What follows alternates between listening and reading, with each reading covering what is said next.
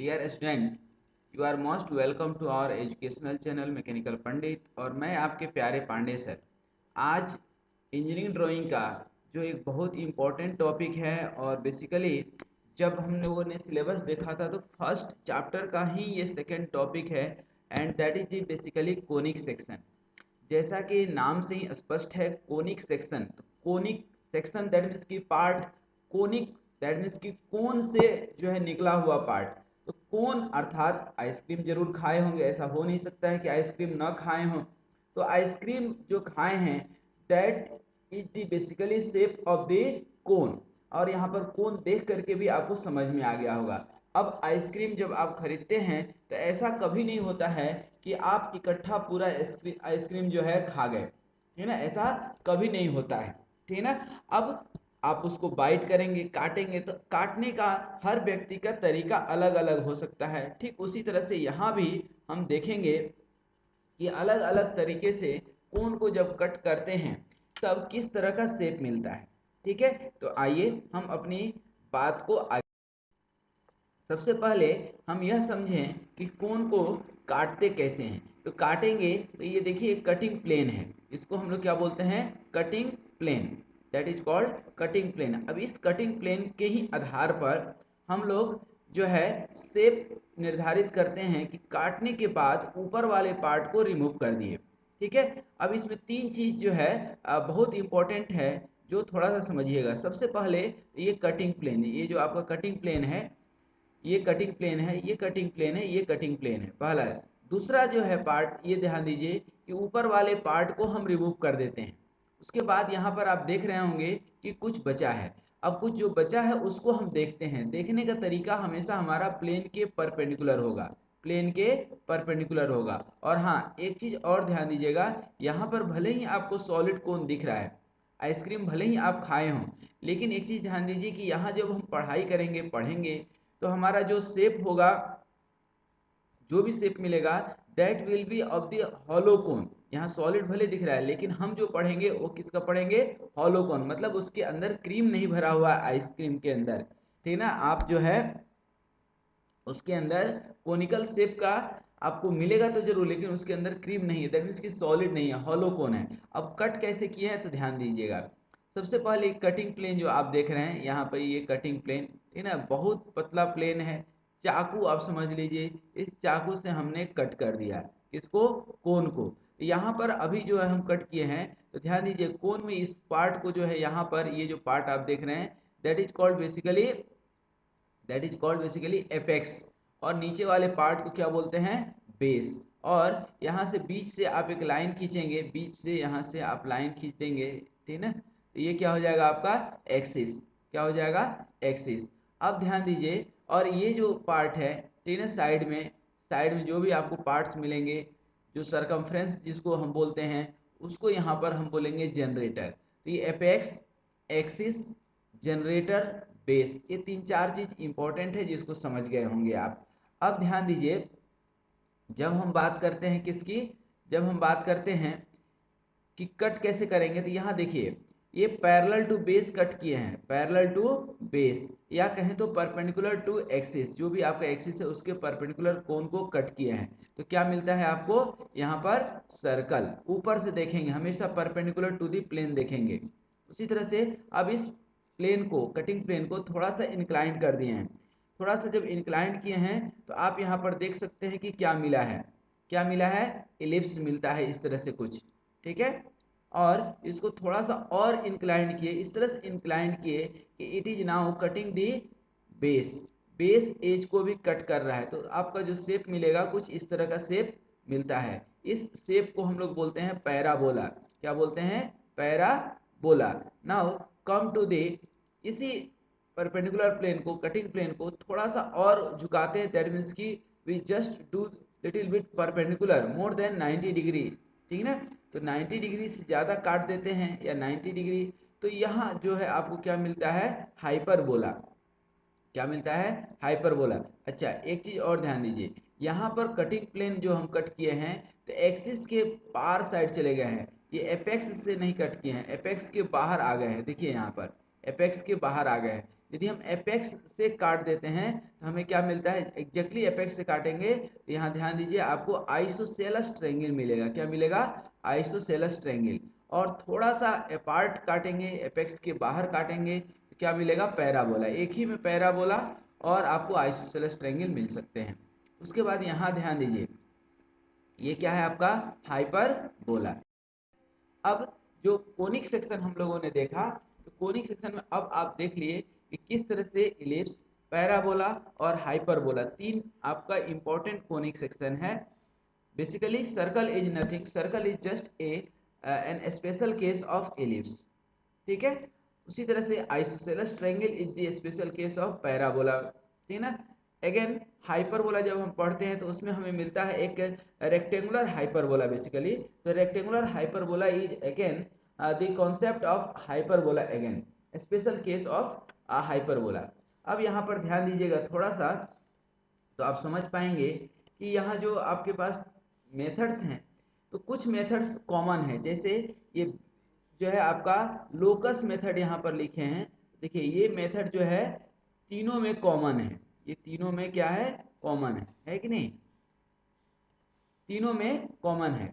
और rectangle method भी तीनों में कॉमन है। ध्यान दीजिए ये दो मेथड जो है ऐसे कॉमन है कि तीनों अर्थात इलिप्स, पैराबोला और हाइपरबोला इन दोनों मेथड से बन सकते हैं। इनके अलावा जो मेथड्स हैं, इंपॉर्टेंट मेथड्स जो हमने अभी डिस्क्राइब किया, आप देख लीजिए, concentric circle method, rectangle method, oblong method, arc of circle method, rhombus method, ठीक है। अगेन पैराबोला बनाने के लिए रेक्टेंगल, मेथड्स ऑफ टेंजेंट्स, इसी मेथड ऑफ टेंजेंट्स को हम लोग बोलते हैं ट्रायंगल मेथड। क्या बोलते हैं, triangle method. Again now come to the hyperbola. जब हाइपरबोला में आते हैं तब हम बात करते हैं rectangular hyperbola, that is the coordinate will remain given X Y Z, ये तीनों दिया रह सकता है। जनरली हम लोग प्लेन का पढ़ते हैं, जैसा कि हमने आपको बताया हॉलो कोन, तो हॉलो कोन समझने के लिए आपको 2D प्लेन ही काफ़ी है, ठीक है, सॉलिड नहीं है। और रेक्टेंगुलर हाइपरबोला का एप्लीकेशन जो है पीवी डायग्राम आप पढ़े होंगे फिजिक्स में, गैस लॉ में, ठीक ना। तो वहाँ पर जो है हम लोग रेक्टेंगुलर हाइपरबोला ड्रॉ करते हैं। तो दीज आर दी एप्लीकेशंस। और यदि हम एप्लीकेशंस ऑफ इंजीनियरिंग कर्व देखें, दुनिया में ये कर्व देखने में जो है बहुत सुंदर लगते हैं। आज भी लोग ताजमहल देखने जाते हैं, न कि व्हाइट हाउस देखने जाते हैं। ताजमहल क्यों देखने जाते हैं, क्योंकि वहाँ का जो स्ट्रक्चर है, जो वहाँ का बनावट है, basically it is the curve. जो आर्क्स होते हैं, ब्रिज होते हैं, आप देखिए जो कर्व शेप होते हैं, ठीक ना, तो वो देखने में सुंदर लगते हैं। नेचुरल जो भी प्रोडक्ट होगा वह कर्व शेप में ही जनरली आपको मिलेगा, और इसीलिए नेचर जो है इतना सुंदर है। अब आइए हम एक एक मेथड करके डिस्कस करेंगे कोनिक सेक्शन बनाने का। तो सबसे पहले जैसा कि हमने आपको बताया कि ellipse, parabola and hyperbola, and basically these curves are called conic section. Conic section से ही ये कोनिक सेक्शन का ही तीन पार्ट है, इलिप्स, पैराबोला एंड हाइपरबोला, ठीक ना। अब ये कैसे मिलते हैं, तो ध्यान दीजिए ये आपका कोन, अब ये 2D शेप में आप देख रहे हैं, प्लेन में देख रहे हैं। तो कोन को जब हम इस तरह से, ये कटिंग प्लेन का सिंबल है, इस तरह से यदि हम कट कर देते हैं तो हमें जो मिलेगा, ठीक ना, अब यहाँ क्या मिलेगा बताइए, इलिप्स मिलेगा। क्या मिलेगा, इलिप्स। अब यहाँ पर इलिप्स इसलिए हम बता रहे हैं कि जो है सारे जनरेटर्स को कट किया है, ठीक ना। और जो एंगल है, ठीक ना, beta is lesser then alpha है, मतलब कि एंगल ऑफ कोन, अल्फा को बोलते हैं एंगल ऑफ कोन, और ये angle of cutting plane, angle of cutting plane is lesser than the angle of cone, then you will get here ellipse. अब इस तरह का कुछ आपको मिला जिसको कि हम लोग क्या बोलते हैं, इलिप्स। अच्छा, अब बोलिए सर ये ई क्या है, ई अभी हम नेक्स्ट स्लाइड में आपको समझाएंगे। Basically it is called eccentricity, it is called eccentricity, ठीक है। अब देखिए यहाँ पर यही कोण है। अब यहाँ पर बीटा और अल्फा आपने लिया है, और अब बीटा लेस देन अल्फा था, बीटा और अल्फा यदि दोनों इक्वल हो जाए, ठीक ना, दैट मीन्स कि angle of cutting plane and angle of cone दोनों बराबर हो जाए, तो उस पार्ट को हम लोग बोलते हैं क्या, पैराबोला। अब जो मिलेगा हमें उसको हम लोग बोलेंगे पैराबोला और इसकी इसेंट्रिसिटी इक्वल टू 1 होती है। ठीक ना, ये अभी हम इसेंट्रिसिटी पढ़ेंगे डिटेल में। उसके बाद थोड़ा सा और आइए कि अब यहाँ पर बीटा लेस देन अल्फा था, बीटा ग्रेटर देन अल्फा हो जाए तो जो पार्ट हमें मिलेगा कट करने के बाद वह मिलता है हमें हाइपरबोला। ठीक है ना, तो this is the concept of the hyperbola. Hyperbola will look like this. ठीक है ना, देखने में कुछ इस तरह से आप इसको पाएंगे। ठीक है, और इसकी इसेंट्रिसिटी क्या होती है, ग्रेटर देन 1। अब यहाँ पर जो मैं बार बार e equal to 1, e greater than 1, e less than 1 बात कर रहे थे इसेंट्रिसिटी, तो बेसिकली इसेंट्रिसिटी है क्या? तो eccentricity is a constant basically in conic section. Eccentricity का फॉर्मूला ये कहता है कि कोई भी हम एक फिक्स्ड लाइन ले लेते हैं, क्या ले लेते हैं, एक लाइन ले लेते हैं और एक एक्सिस ले लेते हैं इसके परपेंडिकुलर। ठीक ना, इस एक्सिस पे कोई एक फिक्स्ड पॉइंट हम ले लेंगे, ठीक ना, फिक्स्ड पॉइंट एफ, और इसको हम लोग बोलते हैं क्या, फोकस। समझिएगा, इसको क्या बोलते हैं बेटा, फोकस। और ये क्या है, डायरेक्ट्रिक्स। तो ये फिक्स्ड लाइन हो गया और ये फिक्स्ड पॉइंट हो गया। अब डिफिनीशन ये कहता है कि यदि कोई एक चीटी टहल रही है इस ग्राउंड में कुछ इस तरह से कि उस चीटी का डिस्टेंस इस फोकस से और डायरेक्ट्रिक्स से जो है, उस distance from the focus to the distance from this directrix is always constant, that is called eccentricity. तो अब मान लीजिए कोई पॉइंट P है, इसकी डिस्टेंस फोकस से और distance from the directrix will be always constant. ये डिस्टेंस कितना होगा बेटा, ऑलवेज कांस्टेंट होगा, दैट मीन्स कि P F upon distance from focus to the distance from the directrix, P F upon P N will be always constant. That means कि ये यदि P यहाँ पर हम ले लें, ठीक ना, ये यदि P हम यहाँ पर ले लें, मान लीजिए यहाँ पर ले लें, ठीक ना, यहाँ पर हम P ले लें, और यहाँ भी यदि आप पी एफ और यहाँ भी निकालेंगे आप पी एन, ठीक ना, तो ये P F upon P N ठीक उतना ही आएगा जितना ये आएगा। यदि ये P आप यहाँ ले लेते हैं, मान लीजिए यहाँ पर आप कहीं भी ले लीजिए प्लेन में, तो ये डिस्टेंस P से F एंड ये P से N will be always constant. इसको जो है ध्यान रखिएगा, इसको हमेशा हम लोग परपेंडिकुलर खींचते हैं, इसको हमेशा परपेंडिकुलर खींचते हैं हम लोग। ठीक है, ये हमेशा परपेंडिकुलर खींचते हैं। तो ये जो होगा आपका क्या होगा, पी एफ अपन इसको मान लीजिए एम, ठीक ना, तो P F upon P M will be same as the eccentricity. तो ये इसेंट्रिसिटी का वैल्यू निकल करके इस तरह से आता है।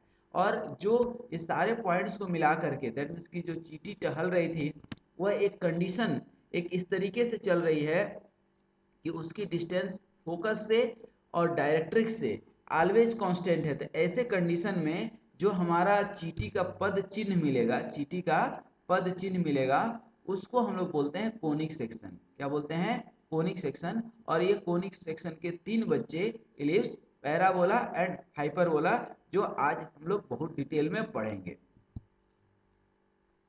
ठीक है, अच्छा अब देखिए, यह एक्सिस आपने ड्रॉ किया था, ठीक ना, और ये क्या था, डायरेक्ट्रिक्स। ये फिक्स्ड लाइन को जो है क्या बोलते हैं, डायरेक्ट्रिक्स, और ये फिक्स्ड लाइन को बोलते हैं एक्सिस। फिक्स्ड ये हॉरिजॉन्टल लाइन को बोलते हैं एक्सिस। ठीक है, और ये पॉइंट जिससे कि चीटी का रेफरेंस है उसको बोलते हैं हम लोग फोकस पॉइंट। क्या बोलते हैं, फोकस पॉइंट। और ये फोकस पॉइंट, और जब कोनिक सेक्शन बनाएंगे, what ever it is, parabola, hyperbola, ellipse जो भी है, वो कहीं ना कहीं इस एक्सिस को कट करेगा, टच करेगा। जहां भी टच करेगा उस पॉइंट को हम लोग बोलते हैं क्या, वर्टेक्स। उस पॉइंट को क्या बोलते हैं, वर्टेक्स। ठीक है, तो ये कॉन्सेप्ट अब मुझे लगता है कि आपको आ रहा होगा। अब इलिप्स की यदि हम बात करें तो its value of eccentricity, eccentricity that means distance from the fixed point to the fixed line is always constant. तो fixed point upon fixed line, तो जब ई का वैल्यू लेस देन 1 हो, ठीक है, लेस देन 1 हो, ठीक है, यहाँ देख पा रहे होंगे आप, तो उसको हम लोग बोलते हैं इलिप्स।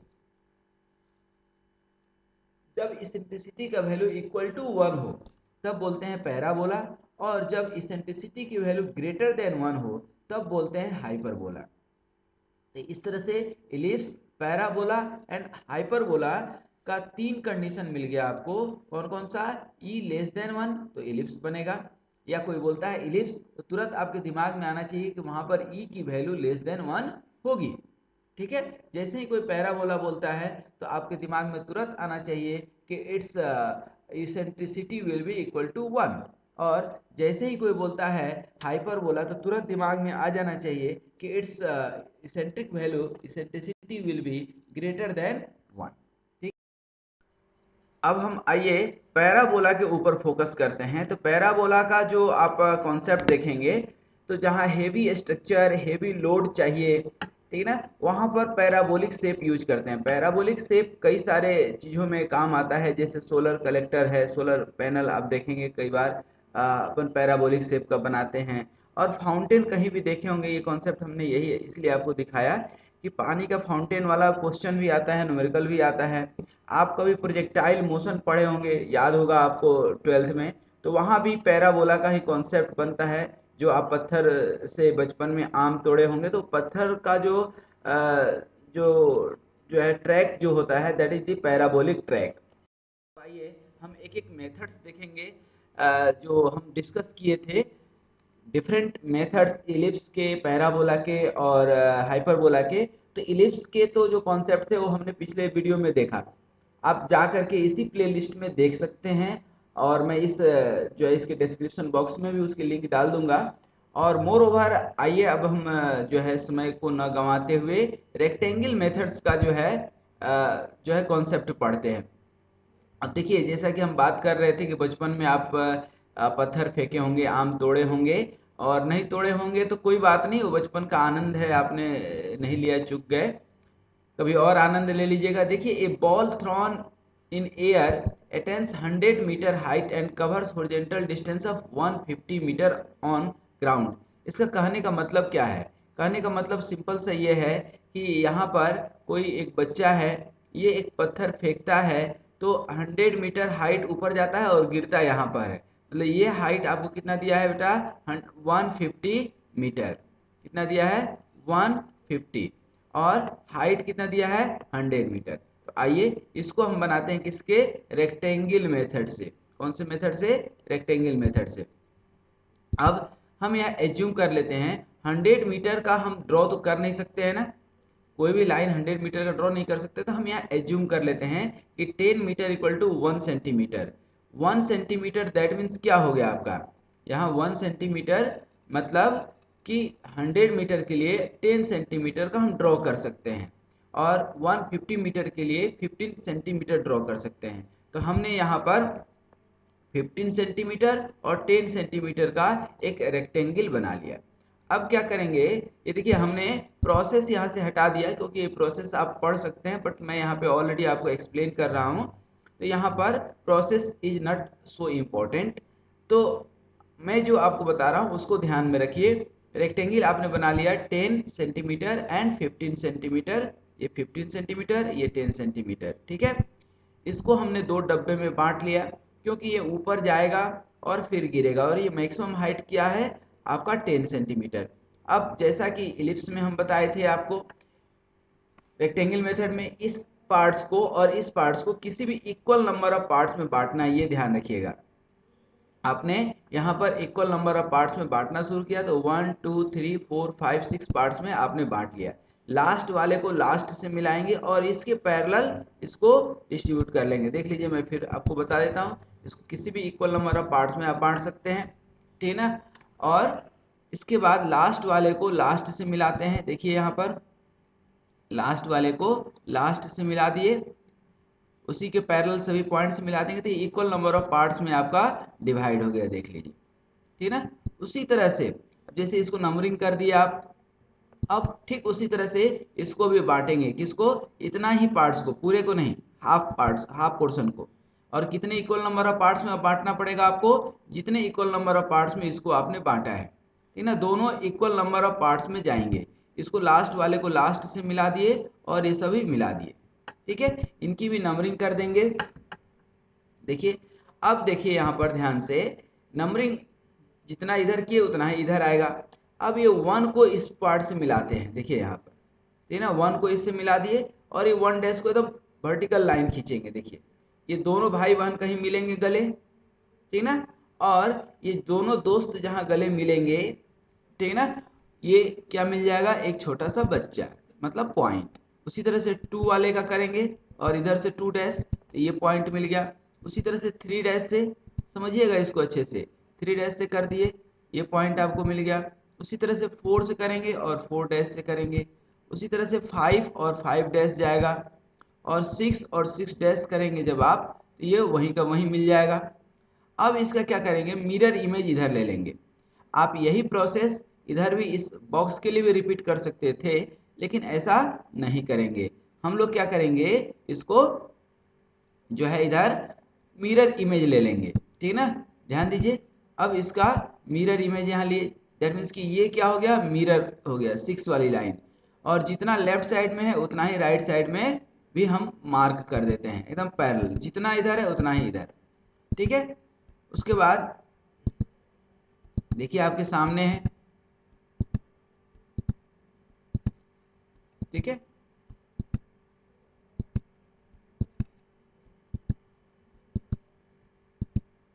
एक एक पॉइंट समझिए। अब ये सभी पॉइंट्स को प्यार से मिला देंगे। प्यार की भाषा आप समझते हैं, मतलब फ्री हैंड मिला देंगे। ठीक ना, ये सभी जो है, ये 5 वाली पॉइंट ले लिए। अब ये सभी को प्यार से मिलाएंगे। ध्यान दीजिए, देखिए ये सभी को प्यार से, दैट मीन्स कि फ्री हैंड मिला रहे हैं। ठीक ना, क्या मिला रहे हैं, फ्री हैंड मिला रहे हैं। ये बन गया आपका पैराबोला, समझ लीजिए। फिर सारे पॉइंट्स को हम मिला देंगे। देखिए कैसे मिला रहे हैं, सभी पॉइंट्स को मिला देंगे, ये बन गया आपका parabola. That means you have completed this question. ठीक है, अब नेक्स्ट क्वेश्चन देखिए, draw a parabola bye tangent method. अब इसी को टेंजेंट मेथड बोलते हैं, ट्रेंगल मेथड बोलते हैं, और यहाँ ट्रेंगुलेशन मेथड भी दिया हुआ है तो ट्रेंगुलेशन मेथड भी बोलते हैं। Given base 7.5 meter and axis 4.5 meter. That means कि अब यहाँ भी स्केल लेना पड़ेगा, तो 1 सेंटीमीटर इक्वल टू 0.5 मीटर ले लिए हैं।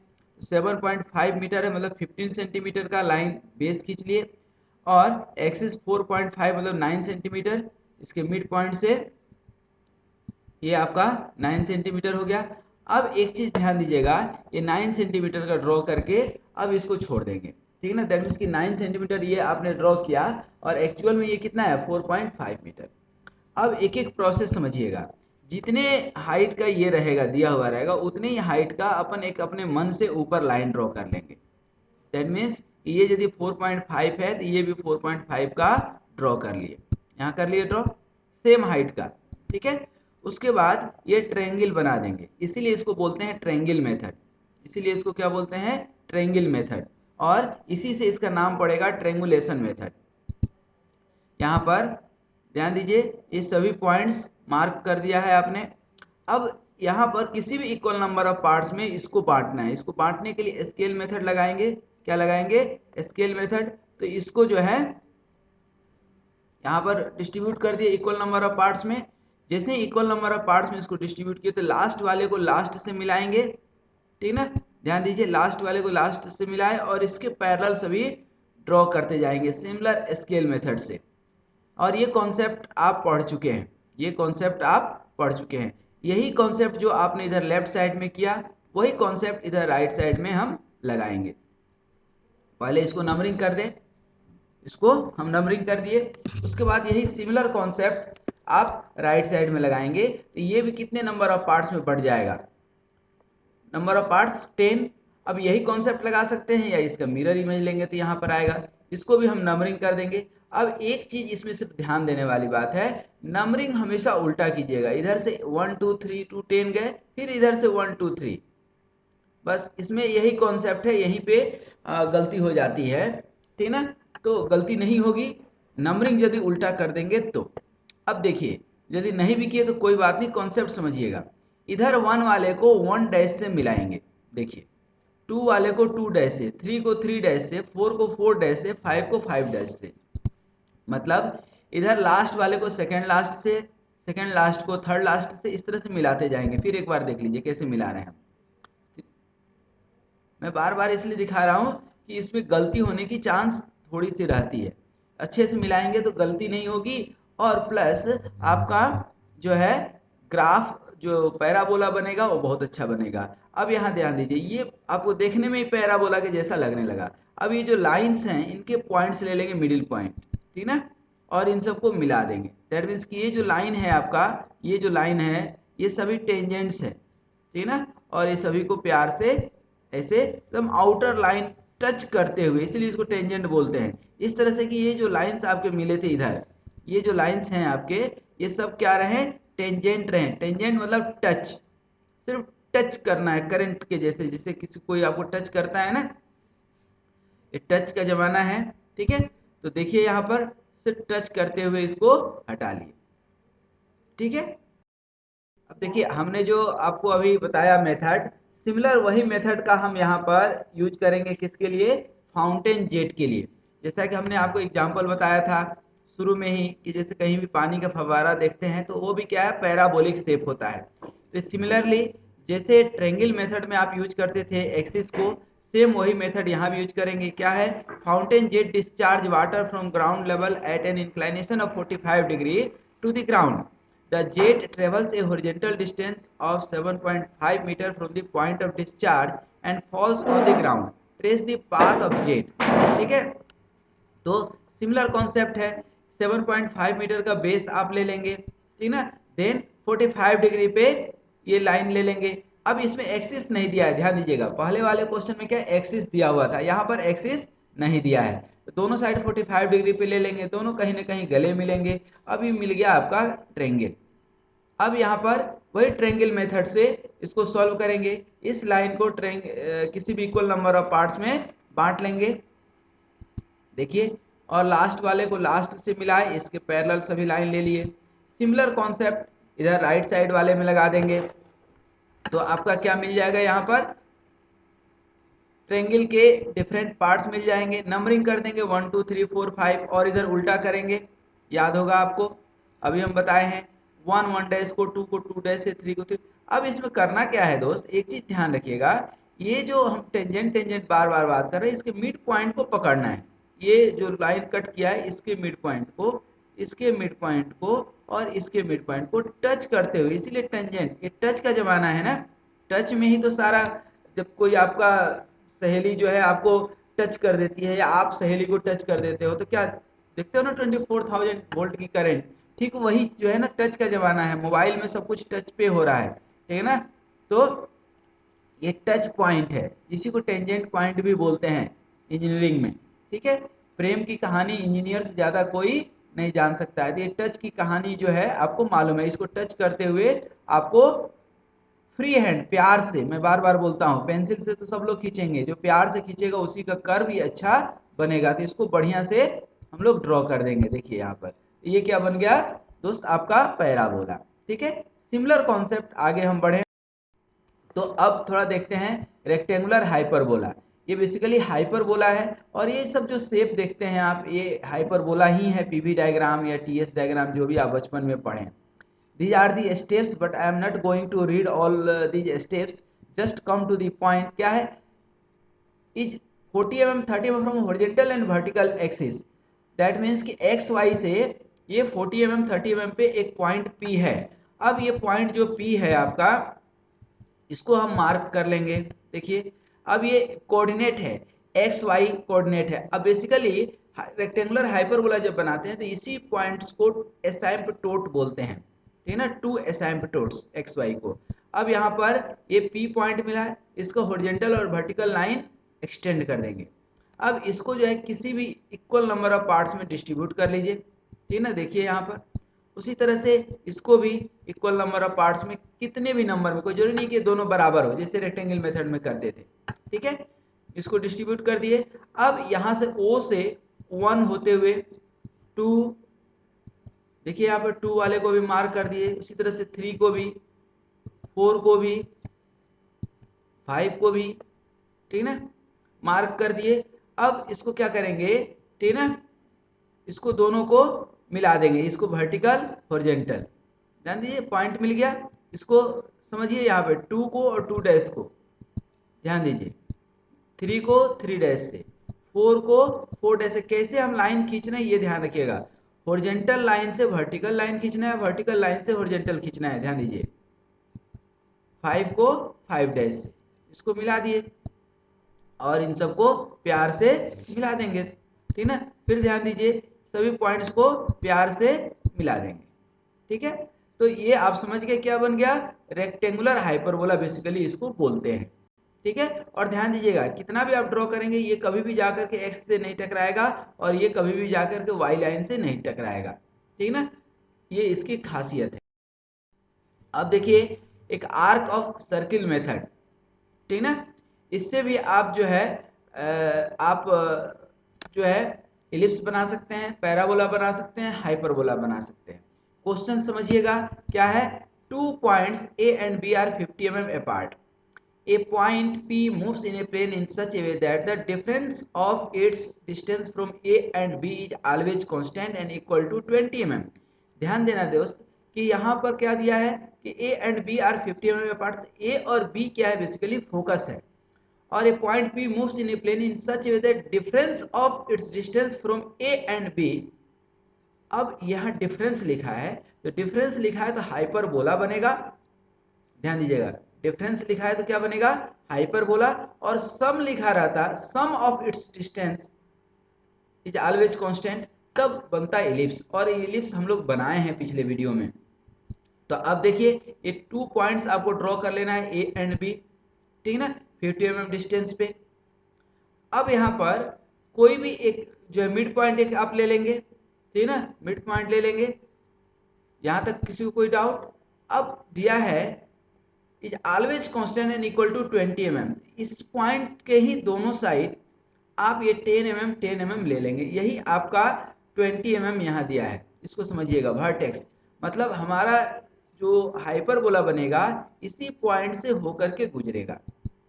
अब क्या करना है, ए और बी के बाहर इधर या इधर कोई भी 2-3 पॉइंट ले लेंगे, जैसे हम यहाँ 3 पॉइंट ले लिए हैं, ठीक है। ये हाइपरबोला का एक डिफिनीशन है जो कि हम इलिप्स में भी बताए थे। बस अंतर यहाँ पर है कि यहाँ पर ये डिफरेंस है और इलिप्स वाले में सम था। अब यहाँ पर क्या करना है आपको, कंपास पे V1 से 1 को V1 का डिस्टेंस लेना है और A से आर्क मार लेना है ऊपर नीचे दोनों साइड, ठीक ना, और B से भी आर्क ले लेना है। अभी क्या आप लिए थे, ध्यान दीजिए, यहाँ पर V1 1 लिए थे, V1 1 लेकर के ये आर्क मारे। उसके बाद अब V2 1 लेंगे आप, V2 1 अब B पे रख करके इसी को कट कर लेंगे। देखिए तो ये आपको 2 पॉइंट्स मिल गए कि नहीं, देखिए 2 पॉइंट्स मिल गए। अब उसी तरह से V1 2 लेंगे और V2 2 लेंगे, ध्यान दीजिए, V1 2 लिए और यहाँ पर पॉइंट रख करके यहाँ पर आर्क मार लिए। उसी तरह से अब यहाँ पर V2 2 लेंगे और आर्क मार लेंगे, तो फिर 2 पॉइंट मिल गए, देखिए यहाँ पर मिल गया कि नहीं। उसी तरह से V1 3 लेंगे, समझिएगा, V1 3 लेकर के यहाँ से आर्क मारेंगे और यहाँ V2 3 लेकर के B से इसको कट कर देंगे, ठीक है। अब देखिए यहाँ पर मिल गया और इन सबको बड़े प्यार से मिला देंगे, ठीक है ना। V2 होते हुए, V2 is also a point of the given hyperbola, इसको होते हुए मिला देंगे, तो ये बन गया क्या आपका हाइपरबोला। जो कॉन्सेप्ट आपने यहाँ पर यूज किया सेम कॉन्सेप्ट इधर ए के इधर लेंगे, ठीक है ना, ए के इधर लेकर के हम यूज कर सकते हैं। सिमिलर कॉन्सेप्ट हम लेकर के इधर यूज करेंगे तो ये आपको मिलेगा। दैट मीन्स कि ये हाइपरबोला बन गया, मतलब एक कोण को दोनों साइड हमने कट किया है, ठीक ना, ये क्या बन गया हमारा रेक्टेंगुलर हाइपरबोला। और इस एक्सिस को बोलते हैं ट्रांसवर्स एक्सिस, ठीक है। इसको एक बार जरूर प्रैक्टिस कीजिएगा, ये आपका हाइपरबोला। अब इलिप्स और पैराबोला और हाइपरबोला पर टेंजेंट एंड नॉर्मल कैसे ड्रॉ करते हैं ये थोड़ा समझ लीजिए। ये आपका क्या है बेटा, इलिप्स बना है। किसी भी पॉइंट पर जो है टेंजेंट एंड नॉर्मल कैसे ड्रॉ करते हैं, तो ध्यान दीजिए, कोई भी पॉइंट कहीं भी ले लीजिए, इसको फोकस से मिला दीजिए। ये कोई पॉइंट है गिवन, ठीक है ना, मान लीजिए कि देता है 25 mm, तो ये फोकस से 25 mm पास में लेकर के आर्क कट कर लीजिएगा, ये मिल गया आपको क्यू पॉइंट। और जो आप फोकस से मिलाएंगे, इससे 90 डिग्री पे आप एक लाइन खींचेंगे, कहाँ, जो डायरेक्ट्रिक्स को कट करे, और डायरेक्ट्रिक्स पे जहां पे कट करेगा उस पॉइंट को क्यू से मिला देंगे। देखिए ये क्या हो गया आपका टेंजेंट, और इसके परपेंडिकुलर जो ड्रॉ कर देंगे वो हो जाएगा आपका नॉर्मल। ठीक है, ये हो गया आपका टेंजेंट और इसके परपेंडिकुलर हो गया नॉर्मल। ठीक है, ये टेंजेंट हो गया और ये नॉर्मल हो गया। ठीक है ना, तो इस तरह से टेंजेंट एंड नॉर्मल ड्रॉ करते हैं। ठीक है, उसी तरह से पैराबोला पे ड्रॉ करना हो तो पैराबोला पे भी सिमिलर प्रोसेस है। कोई भी पॉइंट गिवन हो आपके कर्व के ऊपर, उसको फोकस से मिला देंगे और वहां से 90 डिग्री पे एक लाइन खींचेंगे जो डायरेक्ट्रिक्स से जा करके मिलेगा, दोस्ती करेगा, और डायरेक्ट्रिक्स पे जहां पर मिला उस पॉइंट को क्यू से मिला देंगे। देखिए यहां पर मिला दिए क्यू से, तो ये हो गया आपका टेंजेंट, और इसके परपेंडिकुलर ये क्या हो जाएगा, नॉर्मल। ठीक है, उसी तरह से हाइपरबोला पर ध्यान दीजिए। हाइपरबोला पर भी सिमिलर कॉन्सेप्ट, आपको क्या करना है, जो भी पॉइंट देगा उसको फोकस से मिला देंगे और 90 डिग्री पे 90 डिग्री पे इसको डायरेक्ट्रिक्स से मिलाएंगे और यहां से ये लाइन खींच देंगे। ठीक है, ध्यान दीजिए, और इसको यहां पर खींच दिए तो क्या हो गया, ये नॉर्मल और ये टेंजेंट। इस तरह से टेंजेंट एंड नॉर्मल आप ड्रॉ कर सकते हैं। ठीक है, तो आई होप कि जितना हम लोगों ने अभी पैराबोला, इलिप्स आपको हमने पिछले वीडियो में बता दिया है। आप इसी प्लेलिस्ट में, मैं बार बार बोलता हूं कि आप हमेशा प्लेलिस्ट में जाइए, प्लेलिस्ट में आप देखेंगे तो वहाँ इलिप्स के मेथड्स आपको मिल जाएंगे, कॉन्सेप्ट ऑफ कोनिक सेक्शन मिल जाएंगे। और इस वीडियो में आज हम लोगों ने पैराबोला और हाइपरबोला पढ़ा। मैं फिर से आपको जाते जाते बता दूं कि दोस्तों, मित्रों, यह drawing is the subject of practice. It is not to remember. Remember only one thing, you can score good marks, you can develop your concept only after doing the practice. So do as much as practice you can, and wish you all the best. स्वस्थ रहिए, मस्त रहिए, मुस्कुराते रहिए, और इस video को बताने की जरूरत नहीं है, because you are engineer. Engineer को ये सब समझाने की जरूरत नहीं पड़ती है। धन्यवाद, स्वस्थ रहिए, मस्त रहिए, मुस्कुराते